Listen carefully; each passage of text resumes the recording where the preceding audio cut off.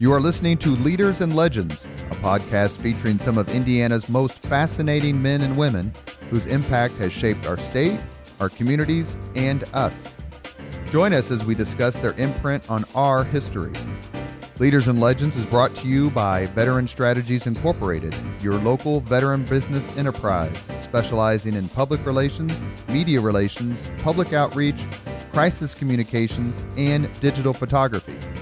My name is Robert Bain, Principal of Veteran Strategies, former Deputy Chief of Staff to Mayor Greg Ballard, and Communications Director for the Indiana Republican Party. I'm honored to be your host for our discussion.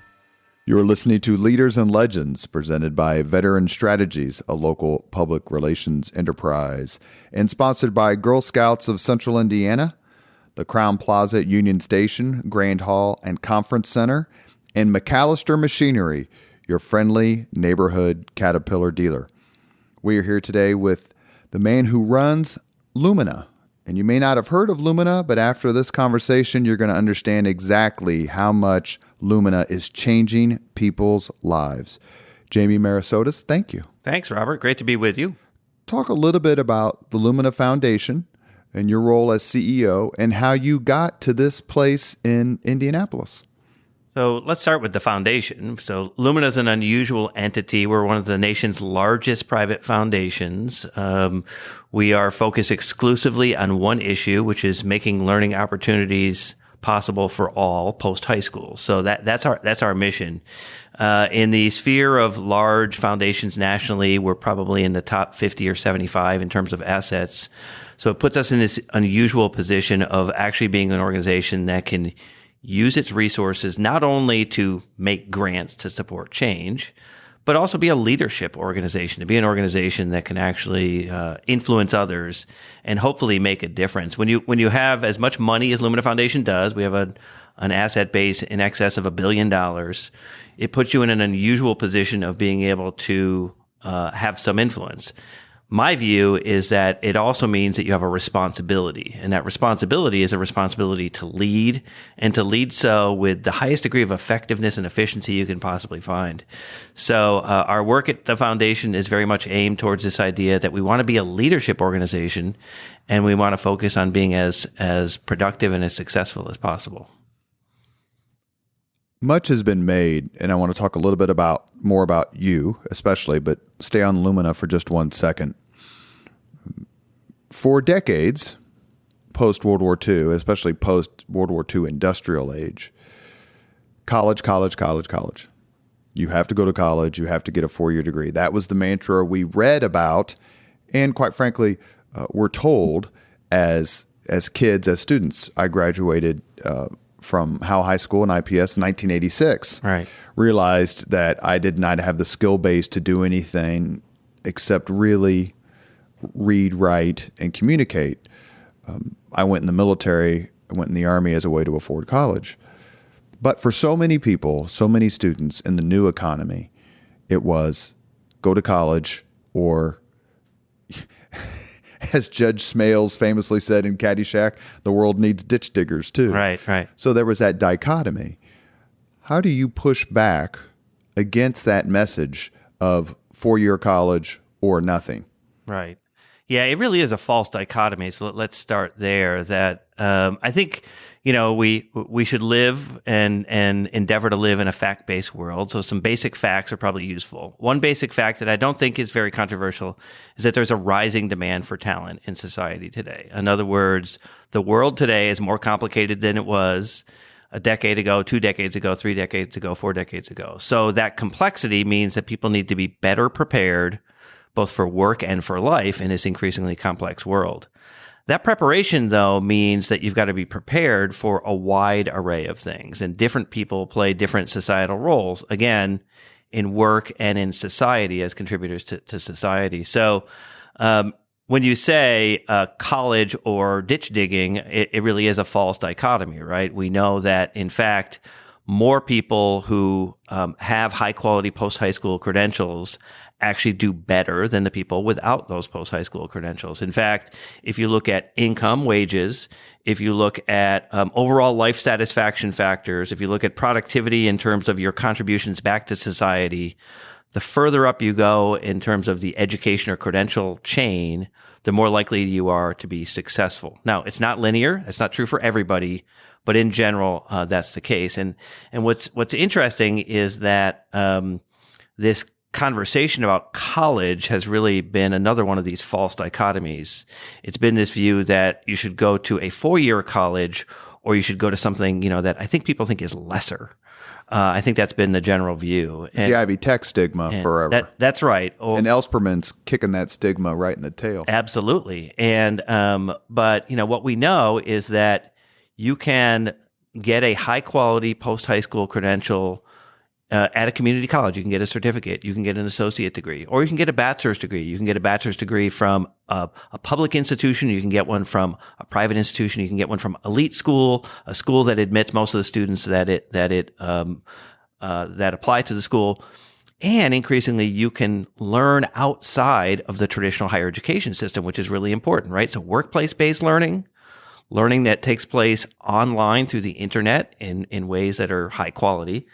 All of that we think is valid. So at Lumina, we talk about this idea that all learning counts. In other words, this notion that every place that you learn, in work, in the military, in your community-based organization, at a college or university, all of that should count, because all of that is going to drive your individual success and therefore our shared prosperity as a society. So we need to figure out how to create, this is the key issue, how to create pathways for people so that they don't just learn, stop, and then go do something. They learn over the course of their entire working lifetime. In other words, this idea that it's a continuous ongoing process, and that what you should do is continue to learn and get recognized with a credential for doing that learning. That's really important. One of the things that's been hardest to push back against, because it really goes back to the idea that you said, which was in this post-World War II era, everyone heard the message, get a bachelor's degree. So this idea that, you graduate from high school, you go to college, you get a bachelor's degree, and then you work the rest of your life and you are successful, but by definition. That may have never been true, but it's more untrue now than it ever was before. In other words, this idea that you can first learn and then work for the rest of your life and be successful really is not true. It's the nature of work, the nature of the way people live is changing too much for us to actually assume that it's this linear path of first you learn, then you work. It's an ongoing, continuous process. Criticize this statement. We have too many lawyers and not enough plumbers. I think we have a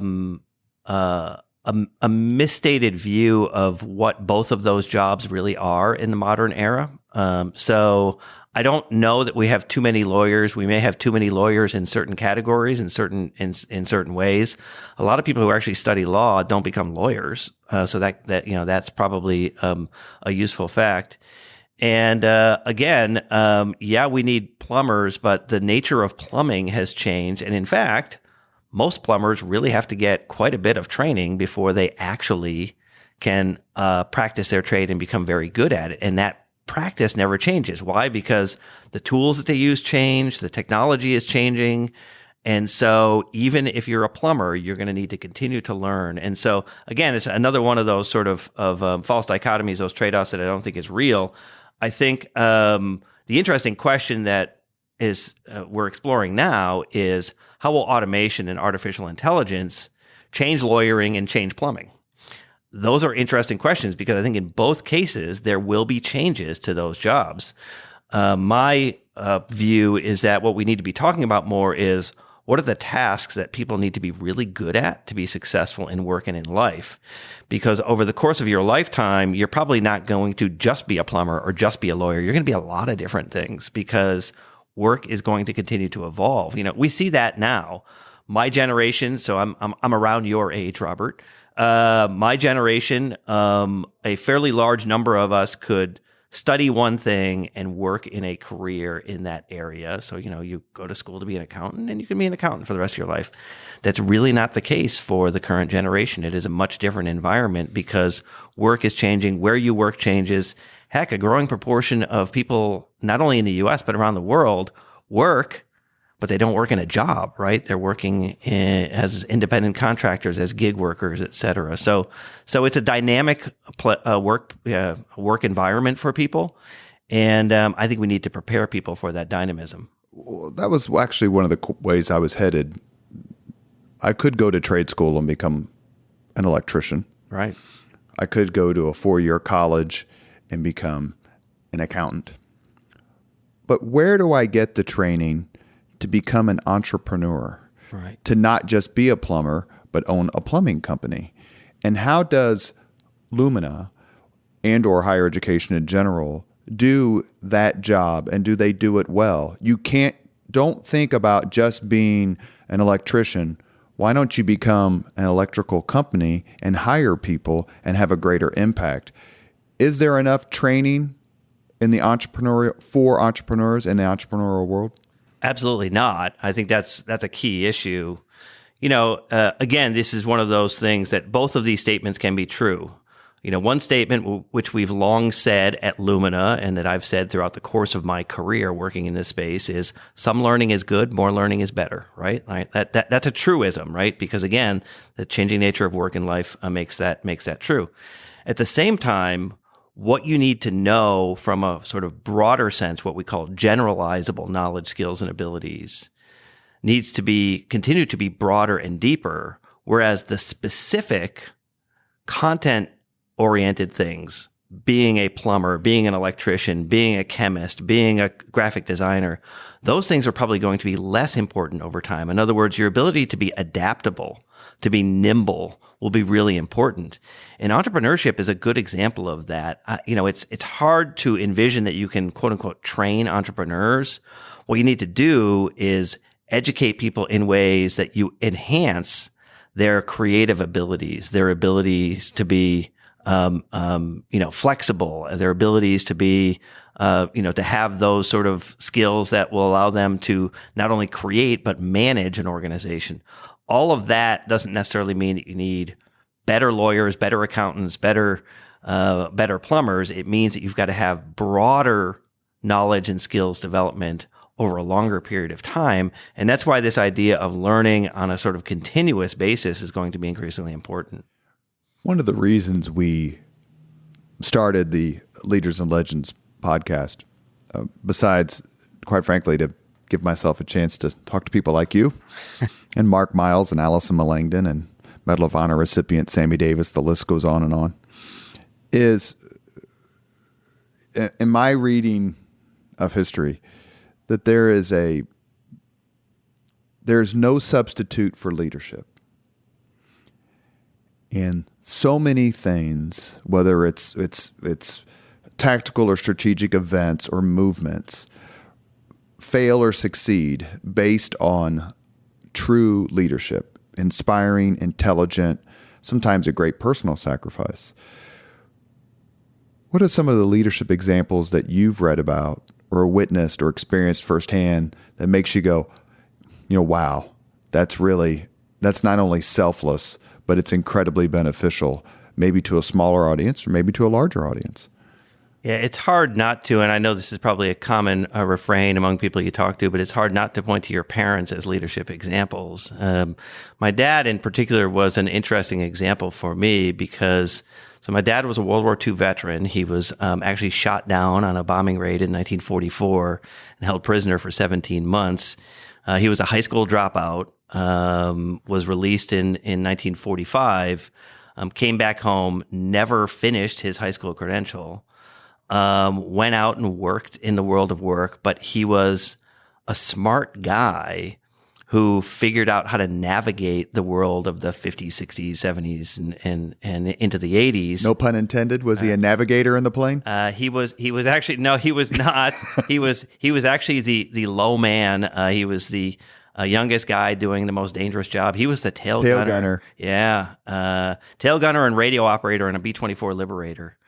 Oh, yeah. Those got absolutely pounded in World War II. Absolutely. Yeah, so I actually have my dad's war log, by the way. Really? His flight log? His flight log. And so he actually tells the story in there about the day that they got shot down. And unfortunately, they were on this bombing mission where most of the planes around them did not make it. They were one of the few that made it. Daylight raid over Germany. The Germans knew they were coming, and they got just he explains in his war log watching the planes around them go down, and so they were fortunate they got hit and they were able to crash land the plane and survive. So, but I learned a lot from my dad, not only because that was a sort of signature. I wouldn't be here without that moment, but also because my dad had this ability. He was a traveling salesman to sort of navigate his way through situations that was pretty extraordinary.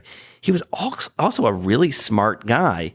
My heritage is Greek. He could read and write in Greek, even though he was born in the U.S. and schooled in the U.S. He continued well past his retirement age to read newspapers in Greek as this really American guy. So, he had this wide skill set that for my generation and for my children's generation, it's not possible to navigate the world with just that background, right? When did he come over? Did he come over? He did not. My mother immigrated, but my father did not. My father's parents came here. But my father spoke Greek before he spoke English as an immigrant, and so it's there was so much classic American story. That's right. That's right. But there's so much conflict in the Ottoman Empire when it came to Greeks, and you had this influx of people. That's why you have places named like Salani, Michigan, which is named after a Greek patriot. Exactly. Did it give you a different sense of how lucky you were to be in this country, that you could be someplace else, or quite frankly not be any place at all given his military service? Absolutely. It's also one of the reasons why I'm a strong advocate for smart immigration policy. I do think, back to your point about entrepreneurialism, look, we need to continue to evolve American society to make us stronger, better, safer, a more prosperous, democratic nation. Immigrants are a part of that story. Immigrants are disproportionately represented among entrepreneurs, among community leaders, et cetera. And so I really believe that when you think about talent and what talent can be applied to American success, we obviously have to develop most of that talent through our education system, through our workplaces, et cetera. But the infusion of external talent is good for societies. It's good for America. And being smart and not irrational about immigration strategies, I think is important. And, I don't think that should be a political issue, to be honest with you. I think we should be having a much more rational conversation than we are right now about immigration, because I think it enhances the talent that we already have here in ways that make us better and stronger. When anyone who studies the history, particularly of California in the 70s and 80s, you read about the tremendous impact that particularly Vietnamese immigrants had on the California economy, who had fled Vietnam after the Vietnam War, after the United States had pulled out. Leaders and Legends were presented by Veteran Strategies Incorporated, sponsored by Girl Scouts of Central Indiana, Crown Plaza and Union Station, Grand Hall and Conference Center, and McAllister Machinery, your friendly neighborhood Caterpillar dealer. You went to Bates College, Lewiston, Maine? Correct. Okay, so one of the most famous sporting events in all history happened in Lewiston, Maine. Mm-hmm. The boxing event between Sonny Liston and then Cassius Clay. Exactly. My French teacher at college was from Lewiston, and I asked her about it, and she goes, "Damn it, does anyone know anything about my hometown other than that?" I said, "We can't figure out why it was held there in the first place." Yeah. What was it like growing up? We're about the same age. Yeah. I always, in a podcast I did not that long ago with our technical guru, Chris Spangle, we were talking about different generations. And those of us who grew up in the 80s, we're just happier. Right. We're good people. Right. We're friendly. We're fun. What was it like growing up in the 80s? Yeah, I'll tell you.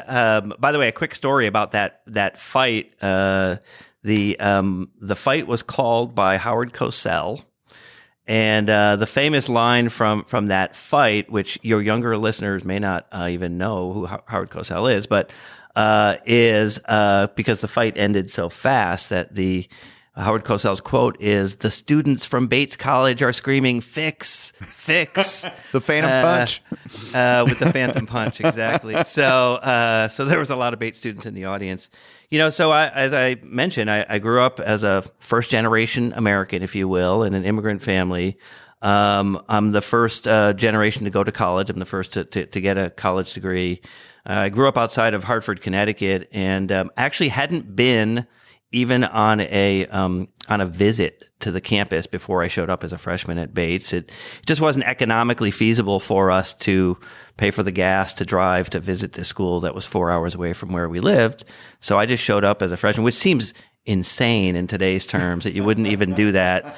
Of course, now you could do a virtual tour online and feel like you've been there. But I feel extraordinarily fortunate to have gone to a school that was so accepting of such a wide array of people, and to have given me this grounding in life that's really important. One of my role models, if you will, mentors in life, is a Bates College graduate that graduated more than 60 years before I graduated, Benjamin Elijah Mays, who was Martin Luther King's mentor. And Benjamin Mays went on to become the president of Morehouse College and was the head of the Atlanta School Board when they desegregated the schools in Atlanta. But his autobiography is called Born to Rebel. And he was sort of a pre-civil rights icon. He was civil rights before there was civil rights. And he has this great line in the book about Bates. He says, "Bates didn't emancipate me. I emancipated myself. But Bates provided the far greater service of providing the context which supported my choice to be free." His point really was that when you learn, it gives you this wide palette of skills and knowledge and abilities that allow you to find your own path, to emancipate yourself, to actually create your own opportunities. And I've tried to live those values over the course of my life to say, look, I don't deserve this. Nobody owes me anything. I need to do the best that I possibly can and contribute, because in a lot of ways I'm fortunate. My parents didn't know what college was except for one thing, that we were going, me and my brothers. And so, that opportunity has really propelled my entire career. I've been in the business of trying to get more people into and through not just college, as we were talking about at the beginning, but all types of learning opportunities, because I think it emancipated me in ways that I don't know what I would be doing right now, but I know because I've continued to try to learn and be a learner over the course of my life, I've benefited, and hopefully I'm contributing a little bit to society, and society's benefiting as well. I had an education client a few years ago and was sitting down with its CEO. And one of the things he said to me, he is not from here. He is from Florida. He said, "Robert, you live in Indianapolis. You don't understand how much the education community is looking at your city and your state from around the country." He goes, "Because this is all you know is what's happening here." He goes, "But you're being watched and you're being studied," meaning the city, meaning the state. You're here in Indianapolis. You've been here for a few years now. What do you think of your adopted hometown and what's happening in education in this city and state? First, so I used to call myself a terminal East Coaster. I never thought I would live anywhere else. And when the opportunity for Lumina came along, I was very enthusiastic and also uncertain. I didn't know much about Indiana or Indianapolis.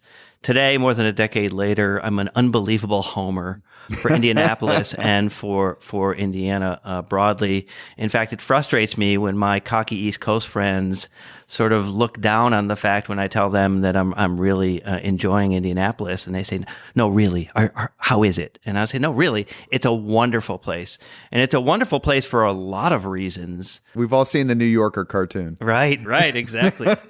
But I'll tell you, the ability to be in a place where there is this much education innovation going on is really interesting. So the Mind Trust, the fact that you've got entities like Lumina Foundation here, the fact that you've had a series of governors who've all wanted to sort of advance learning opportunities at a statewide level. The fact that today you've got in the city of Indianapolis and in central Indiana, entities like the Central Indiana Corporate Partnership and the Chamber of Commerce, and lots of entities aiming at this entire continuum of learning opportunities, whether it be reform of K-12 schools or changes in how we educate adults through the Ascend initiative at CICP, or any of the other efforts that we could talk about. This is a place of real innovation and commitment to doing better for our fellow Hoosiers and for this community.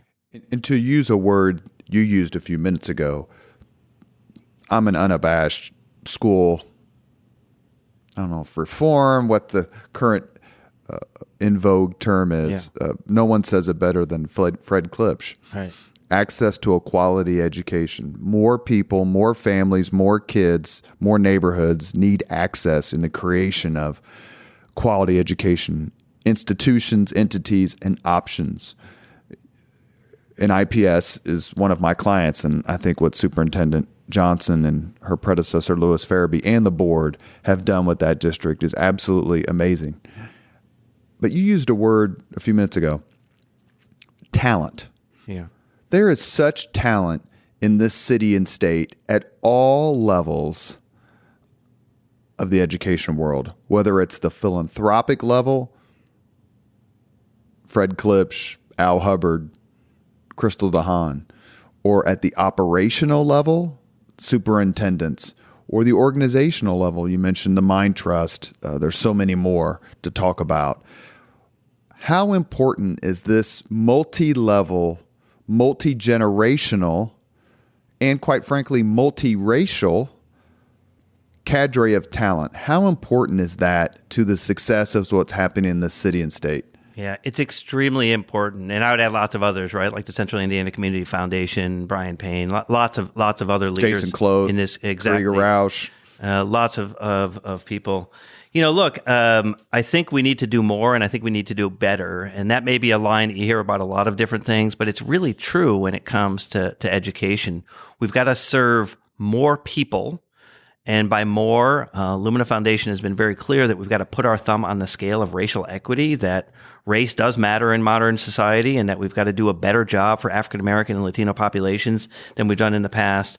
But we've got to serve all Hoosiers, all members of our community, and we have to do so in a better way than we've done so far. In other words, that we should set the bar high for everyone. And that means that we shouldn't accept low-performing schools. We shouldn't accept good enough. We shouldn't accept this idea that, look, some people are material for learning and some people aren't. We should assume that all people can learn and that all people should be given the greatest opportunities they can to develop their talent. I did a book a few years ago called America Needs Talent. And part of what I tried to say in the book is that talent is a combination of things. Sure, we all have some innate ability, but the point is that for all people, you can develop your abilities through education and experience in ways that not only impact you as an individual, but as all of us as a society. And we've got to actually develop and deploy that talent to make our community stronger, our democracy more robust, and our economy stronger. And all of that is critical in terms of this learning environment. Fair to say that Lumina Foundation's mission is focused on higher education. Right. Is that a fair? Yeah, post-high school learning, including higher education, yeah. Given that, doesn't it make sense to also assert that Lumina may have one eye on higher education, but another eye on how kids are going to get there? Yeah, I would say we maybe we're the three-eyed monster in a way because we've got an eye on how they get there and making sure that people are prepared for all of this learning that takes place after high school. And again, you and I talked about this. This is stuff that's taking place not just in the traditional four-year college environment, but lots of different contexts. So we need to get literally more people into the system. We need to do a better job of serving the people who are in the system. We have inadequate completion rates in college. We don't serve people well. The success rates for students in college are much higher for white and Asian students than they are for African American, Latino, and Native American students. We should acknowledge that, not be afraid to talk about the race issues, but actually say, how do we do a better job so that everyone benefits? And the third I is we need to make sure that they are prepared for what comes after that learning experience, that they're prepared for work and for life, and that they continue to develop and hone their talent over the course of their entire lifetime. So it's getting into, it's getting through, and it's continuing the journey of learning that's really important for Lumina Foundation. That's what we're really focused on. You're listening to the Leaders and Legends podcast. We're here with Jamie Merisotis, who is the CEO of Lumina Foundation. Now, speaking of being a homer, I'm about to go on a mini homer rant, but it'll only take a few seconds, I promise. If it was up to me, everybody out of high school would have to serve their country in some form. AmeriCorps, Peace Corps, Marine Corps, doesn't matter. How much does public service factor into college success? I could never have graduated from college if I hadn't joined the Army first. Yeah. Not only could I have not have afforded it, but I just didn't have the mindset to succeed. Do you see any foundational springboards to success among people who wait a few years to go to college out of high school because they've chosen to do something else with their lives? Yeah, I feel very passionately about what you just said. So first, let me say that I've been on the same journey you've been on for much of my career. So actually, in the early 1990s, I was part of a group that helped to launch and create the Corporation for National Service, which includes AmeriCorps, as you mentioned. And so I've long believed in this idea that service is very important, again, both to you as an individual and to us as a society. I just finished a new book that'll come out next year called Human Work in the Age of Smart Machines. And part of what I'm positing in this new book is that we need to prepare people for human work, the work that only humans can do in this era of smart machines, of AI and automation. And part of that means that as humans, what distinguishes us from the machines is that we learn, we have a need to earn, and we serve others. And it is that combination of things, earning, learning, and serving, that really makes us different than the machines. That's what makes us human workers. And I think national service, I think efforts to sort of expand opportunities, whether they're through government, whether they're through workplace-based partnerships, what have you, are incredibly important. I think developing and continuing to hone your service to other skills is extremely important. It is core to who we are as humans, this desire to actually serve others. But again, it's like anything else. You have to develop that skill. You've got to develop that capacity. And you can do that in the military, as you said. You can do it working in a community-based organization. You can do it in a formal, structured process like AmeriCorps. But being intentional about serving others, I think, is extremely important. I'm lucky enough to have received 2 college degrees. I'm even more lucky to be the father of a son who served 2 tours in Afghanistan. His contribution to this world and this country far outstrips my 2 college degrees. And I wonder how much we value military service and if we should value it more. And in Lumina's work in higher education, do you find that military service is a catalyst for success, is something that makes a difference in lives, not only to the individual student, but also to the institution who wants good students, good leaders, people who succeed and are going to see it through? When I was starting my graduate work, my thesis director goes, I'm 3 years away from retirement. My graduate degree is in medieval history. So he's like, I got 3 years to retirement. I've had 5 or 6 people start with me and they never finish. He goes, why would I waste my time? How do I know you're going to finish? And I looked at him and I said, well, I was in the military. He looked at me and goes, sold. All right. How much of a difference does that make? Huge difference. We actually, Lumina is a small but mighty team of people. We're 60 people, which is relatively small for a foundation of our size, but we have one full-time person that does nothing but military and veterans issues because we feel so strongly about the fact that you are learning and developing talent while you're in the military, and you continue to do that as a veteran. Unfortunately, we know the story, right? Which is that society doesn't fully value what you've learned in the military and what you can contribute as a veteran. And in particularly when it comes to traditional higher education, we have too many stories that we've heard over the course of too many years of people who have 4 or 6 or 8 years or more of experience in the military and who show up as still relatively young people on our college campuses, and they say, welcome to freshman year. This makes no sense to us at Lumina, right? That's right. With all of the training, and again, it's both specific skills oriented, but also the broader leadership training and all of the things that you get from the military.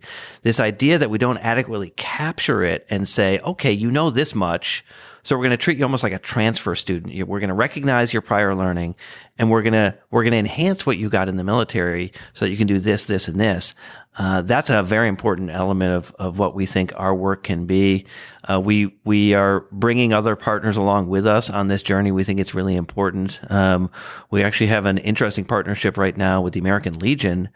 The American Legion has actually never taken a foundation grant before their partnership with Lumina Foundation. That's how important it is, both to the military and the veterans community in this country to actually develop new credentialing pathways, new ways of actually helping people with military experience transition into civilian life and actually ensure that they enhance what they learned in the military to help them contribute to society and to their own well-being. And Marian University has a terrific new program where they're trying to recruit prior military to become teachers. That's the leadership and that's the credibility. I don't know how familiar you are with that, but it's typical of Dan Helsner to be creative and think like, we need strong leaders in the classroom. Okay, where can we find strong leaders? How about the United States military? How about veterans? There is a presence. There is something about that makes a difference when you are trying to convince someone to make the steps. Both my parents were in the Marine Corps. Yeah. My mother was the first female Marine Corps recruit in Indianapolis after World War II. Wow. And my father was from Camden. They met in the Marine Corps. And the one thing that I took from them, speaking of earlier, your comments about parents, was take responsibility. You're in charge. You can rise or fall based on what you do, and trust the people around you who want the best for you. But in the end, it's up to you. Yeah. Is that a message that's transferable to higher education these days, or is it just too old-fashioned? No, I think it is transferable. And you point out the Marian University example, and there are others around the country that we can point to. The problem is that we shouldn't be pointing to exemplars. We should be pointing to the system recognizing this. And I think that's why we've committed resources and energy to this. It's this idea that we shouldn't be pointing to these sort of special examples. We should be pointing to the entire system rowing in that direction and being able to recognize what you really get out of military service. And so, yeah, I mean, I think, again, in the modern era, we've probably done a better job than we did maybe in the Vietnam era, for example, in recognizing the abilities of people with military experience, but we still have a long way to go. And I think higher education is a critical part of that. We want to make sure that higher education doesn't become a barrier to the success for those people, because they want to contribute and we need to elevate them and give them those opportunities. And is barrier somewhat of a metaphor for student loan debt? Yeah, student loan debt is certainly one big factor, but so is the idea that, again, that you aren't getting your prior learning recognized, which again will increase your student loan debt because you've got to go to college longer. But barrier is also that people have learning needs in college that are different. They're variable. There's lots of reasons why people get into college but don't finish. And recognizing the unique circumstances of what someone coming out of the military and transitioning into higher education experiences is important. These people tend to be more mature. They are adults. They have a different experience set. And so the system needs to accommodate and recognize where they are in life, not treat them the same as they might students who haven't had those experiences.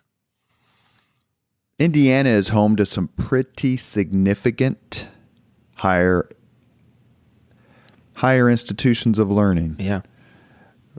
What's been your or the foundation's interaction and spirit of cooperation with Mitch Daniels at Purdue or Michael McRobbie at IU, Notre Dame, Roseholm, and the list goes on and on? I mean, do even your East Coast friends recognize we got some pretty amazing colleges here? Yeah, I think so. I will say that one of the things that we started to see, my relationship with Mitch goes back to when he was governor, and he actually approached me about this idea of creating WGU Indiana. That was sort of his down payment, I think, on this idea of what he's now innovated with at Purdue. But all of the things going on at Purdue, the 3-year degree and the opportunities to do competency-based learning and all of the other things that Mitch has innovated, what we see Ivy Tech trying to do in terms of cranking the wheel on aligning more workforce development with what the workforce development system that Ivy Tech is a critical part of, with what the state actually needs, to what we're seeing at places like Butler with all the innovation that's happening now on the business school. The Butler School of Education is one of the best education schools in the country. You've got innovation happening up at Notre Dame, at lots of different places in the state.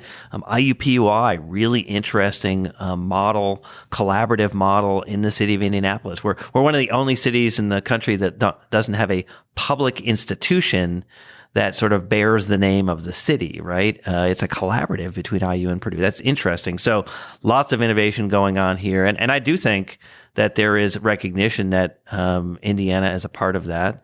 And we're happy, by the way, at Lumina Foundation to be counted among those, because we try to contribute to all of those efforts. We try to make a difference in all of them. How did you come to be headquartered here? So Lumina is a conversion foundation. It's a sort of complicated legal term. Essentially what it means is that we're the result of a corporate merger between a for-profit and a not-for-profit entity. So when Lumina was created, the company that was here was the nonprofit. It was called USA Group. And so they decided to locate the foundation here. In these conversions, what you do is essentially the for-profit buys the assets of the not-for-profit, and then a significant portion of that then gets cut off from the company and put into an independent private foundation. The sort of legal reason for that is that you don't want the for-profit to have benefited from the fact that the not-for-profit never paid taxes all those years. So in order to do that, to sort of serve society's needs, you create a private foundation, and then you separate it from the company. So Lumina was the result of the merger of Sallie Mae and USA Group in the year 2000. And overnight, they created this entity that became wholly independent immediately. And because USA Group was here, they located it here. And I'm glad they did. I think that if we were in San Francisco or Washington or New York, would be a different foundation. I think it's a real asset for Lumina to be in Indianapolis. We talked about leadership a few minutes ago. To me, there is no more underrated figure in modern Indiana history than John Mutz. What was his impact, not only in the world of education, but the world of philanthropy? Yeah, so John is really a Renaissance man. So I still see John regularly. He's 83 years old now. He's been on your podcast. He's an incredibly unique guy, and I think he has been one of the key influencers of the last century of Indiana's history. He was one of a very small number of people that created Unigov for Indianapolis. He's one of a very small number of people who recognize the value of foreign investment in Indiana, and helped to bring a sort of different vibe to the manufacturing sector at a critical time. He's a very successful leader of a private company in PSI Energy. And, the work that he did at the Lilly Endowment, though he was only there a fairly short period of time, I think served him very well in terms of his ability to lead Lumina Foundation in its early years as chair, to lead the board of Lumina Foundation and help to shape what it is. We really are an unusual entity in philanthropy. We're unusual for a lot of reasons. The fact that we're focused on a single issue, the fact that we have a time-limited quantitative goal, this 60% of Americans should have a high-quality degree, certificate, or other credential by 2025 goal, the fact that we are an organization that has a really strong public policy presence.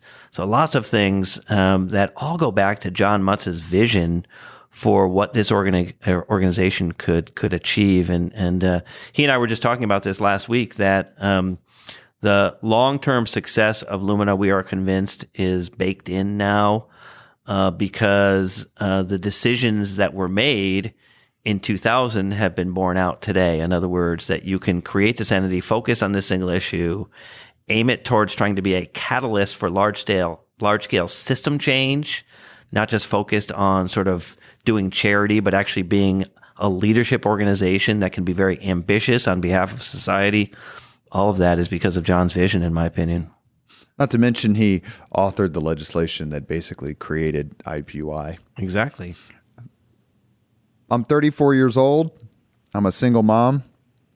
I have 2 kids. I don't really like my career. I want to do something else. It's not too young, not too old. Got plenty of life experiences, but I have a willingness and a drive to learn and to better my life. How can Lumina help me? So Lumina doesn't serve individuals. We provide service on behalf of a broader set of entities, although we do provide access, if you go to our website, luminafoundation.org, to lots of our partners and organizations that do that kind of work.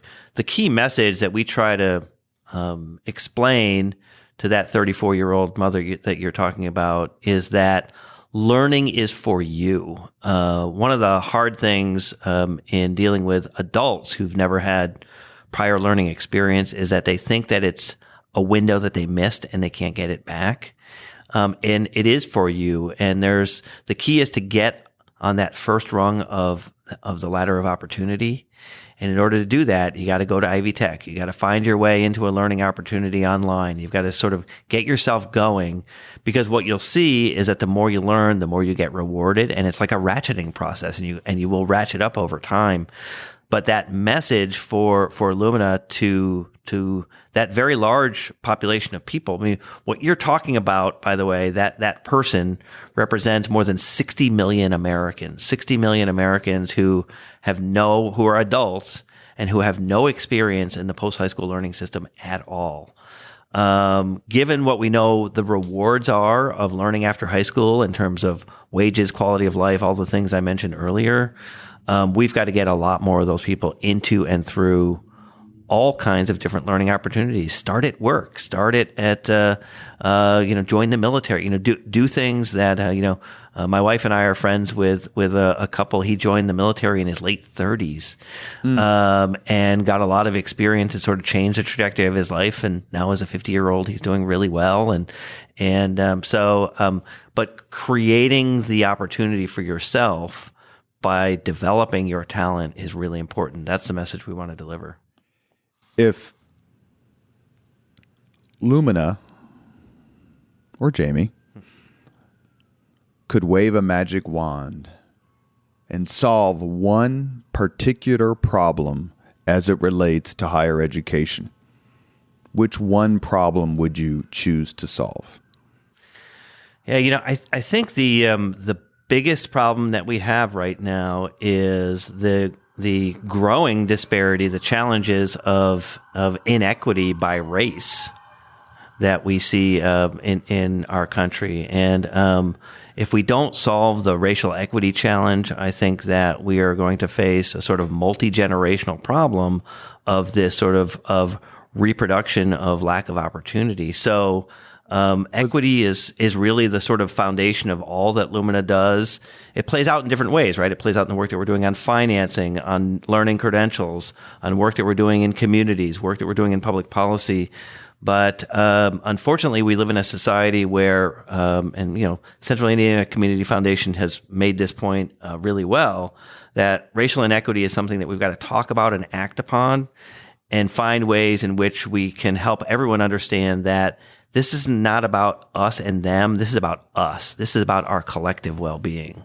And Brian Payne, who's the president and one of the true living legends of Indiana, talked about that on our podcast with him. So did Brandon Brown, the CEO of the Mind Trust, when we talked about it with him. Is one of the problems of the persistent existence of racial inequality in X the fact that most people believe that the problem has been solved? Yeah, I think that is one issue, is that there's a lack of understanding that, in fact, it hasn't been solved, or that it has been solved, and therefore we should move on to other things. And my view is that it has not been solved. But another, I think, is that it's hard. It's an uncomfortable conversation for lots of different people. And so it's really challenging to sort of confront race, to confront bias, to recognize it and say, okay, let's get over our discomfort and let's figure out a way to deal with this in a way that that makes sure that everyone benefits. I also think that it's complicated. It is not an easy issue, that we are dealing with prior experiences. We are dealing with contemporary, current elements of racism. We're dealing with issues related to lack of knowledge, lack of experience with other cultural and racial groups that we've got to figure out how we address. And so I'm certainly not going to sit here and argue that the government can solve all of these issues. That's not my point. My point is that at a societal level, whether it be with employers, through the military, maybe through government strategies, maybe through other efforts, that together we should be addressing this in a holistic, systemic way, not assume somebody else is going to solve this. Somebody said to me last year that, well, fundamentally, isn't that a failure of the education system? And my answer was yes, and it's a failure of the education system, but it's also a failure of lots of different elements of society. So let's improve how the education system can serve racial equity better, but let's find ways in which we can deal with these issues in a much more holistic way as a society. Maybe education reform movement is an antediluvian term and they don't use it anymore, and maybe they want to come up with something different. But is the school reform movement, innovation network schools, vouchers perhaps, charter schools, more option, in your view, is that a step in the right direction, given that the overwhelming number of charter schools are located in the urban core, and a significant percentage of vouchers are used by, disproportionately used by minorities? Are these steps to move the ball forward, or is it just not enough at the time? Yeah. So look, again, sort of go back to the old line, some learning is good, more learning is better, right? And so in order to do that, we've got to innovate throughout the system. So I'm in favor of everything you just said. My point is that the current system hasn't adequately served our society well, and we need innovation to serve more people better. So I'm for all of those options that you talked about. And by the way, I want to make sure that this is a point that your listeners understand. Many of the same issues that we deal with in the urban core are issues we deal with in rural communities, that in fact there's more in common between the rural and the urban than I think we're willing to recognize. Right. So this is, again, we sort of have this view that there is one set of issues in one geography and another in a different geography, but issues of substance abuse, of family issues, all the contextual issues, poverty, et cetera. Access to jobs, job training. Exactly. They cut across these traditional notions of geography. And so So I think it's going to be important for us to recognize that we do have to innovate. We do need to do a better job. And we also have to be honest about what works and what doesn't. It doesn't mean that the innovations are necessarily better than what we do now. We should be trying to change the current system and develop more innovations so that over time, all of the options that are available serve people better than the system does now. You're listening to Leaders and Legends, presented by Veteran Strategies, a local veteran business enterprise, and sponsored by Girl Scouts of Central Indiana, the Crown Plaza Union Station Grand Hall and Conference Center, and McAllister Machinery, your friendly neighborhood Caterpillar dealer. We are here with Jamie Merisotis, President and CEO, Lumina Foundation. We've reached the point where you get to compare yourself with other leaders. Uh-oh. We end all podcasts with the 5 questions, which your amazing teammate, Tracy, tried to pry out of me. No. But I promise that they're easy. So, question number 1, what was your first job? So it depends on how you look at this, Robert. So my first job before I got out of college was, I had a paper route when I was 10 years old. And so, I've been working since I was 10 years old, and I've never stopped. I actually had 3 jobs in high school. I had 3 jobs in college.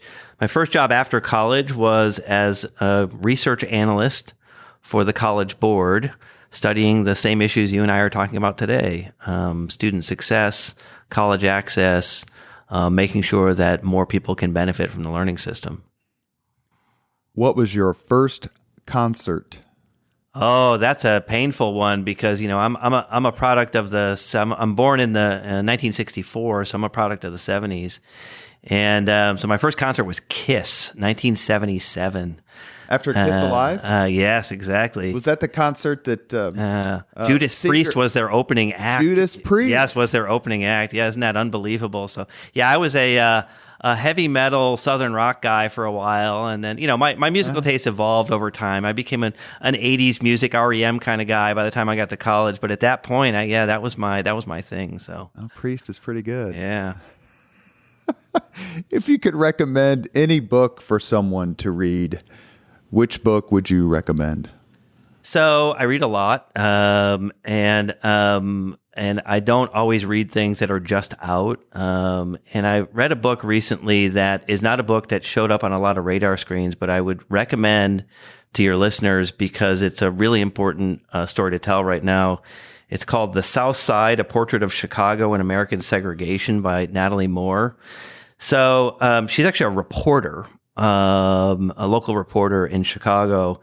And what she does is tell the stories of people and policies that are continuing to perpetuate this issue of segregation on the south side of Chicago. It's sort of a memoir in a way about her own family experience, but these powerful stories of people who the system just keeps holding them back and what we should learn about their personal stories. So great book, The South Side, Natalie Moore. I highly recommend it.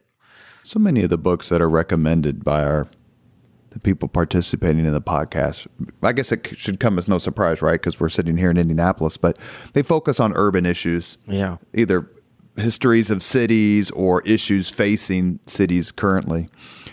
If you could witness any event in history, be there as it happens, which event would you choose? This is a really hard question, right? And I'm sure over time you've gotten people answering, the birth of Christ or, important events.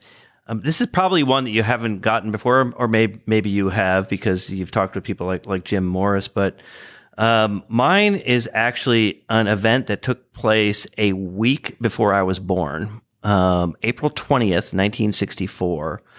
And it was the closing speech that Nelson Mandela gave at his trial before he was put in prison for 27 years. And so you got to put yourself in the context of the time. So Martin Luther King's I Have a Dream speech was less than a year before this, right? I'm sure some people said Martin Luther King's speech. But I worked in South Africa as a consultant for several years and got to know South Africa pretty well and read a lot about the history and contemporary life. And anyway, he ends his 3-hour closing speech in his own trial, where he gets convicted and sent to life in prison, with this statement that I'll just quickly read to you. I've cherished the ideal of a democratic and free society in which all people will live together in harmony and with equal opportunities. It is an ideal for which I hope to live for and to see realized. But my Lord, if it needs be, it's an ideal for which I am prepared to die. So Nelson Mandela sort of, I think, was the most important person of the 20th century. He lived a life of purpose that I think is an extraordinary model. Interestingly, when he was released from prison 27 years later, in 1990, and then 4 years later was elected president of South Africa, the first thing that he said when he came out of prison, when he talked to reporters, was he repeated the last line. He said, it's an ideal for which I am prepared to die. So he fundamentally did not change his view in 27 years in prison, which is pretty extraordinary thing. And I think it says a lot about our world today that, we need to think about what we really want to stand for, what we believe in. And, I'm not sure that, everyone wants to commit to dying in order for their principles. But the point is that moment in history is one that I wish I could have witnessed. Your father committed to that principle. Absolutely. If you could have dinner with anyone living today, whom would you choose? Kevin Corcoran is not an option. Yeah. He's been named by too many people. I already have had dinner with him. So you can check that one off the list. Again, this might be one that you got before, but it would be really interesting. Can I cheat a little bit and say Barack and Michelle Obama? It would be really interesting to have dinner with the two of them, not to talk about right now and sort of their views about what's going on in the world since he left office, but I would love to spend a dinner talking about his own journey of, being this kid with this complex personal background and somehow making it all the way to the presidency of the United States. It's a really unusual story, even if you're not a Democrat, even if you're not sort of someone who supported what he did.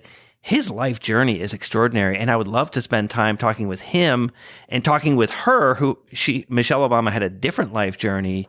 The fact that they came together and sort of ended up in a unique moment as historic models for us as Americans, I think is really interesting. I'd love to talk with them about that. Well, thank you. Thank you for answering those questions. We appreciate your time. We know you have so much going on, but a focus on education and kind of the 19th century Victorian notion of improvement is a big part of what the Leaders and Legends podcast wants to discuss. We are here with Jamie Merisotis, who is the president and CEO of Lumina Foundation. And even if you don't feel it's work because of what you do or what you have done, I promise you, the work of the foundation is being felt, and that is a good thing for all of us. Thank you. Thank you, Robert. Delighted to be with you. Thank you very much for listening to Leaders and Legends, brought to you by Veteran Strategies Incorporated. If you want to contact us about this program or our menu of public relations services, please send us an email at robert@veteranstrategies.com.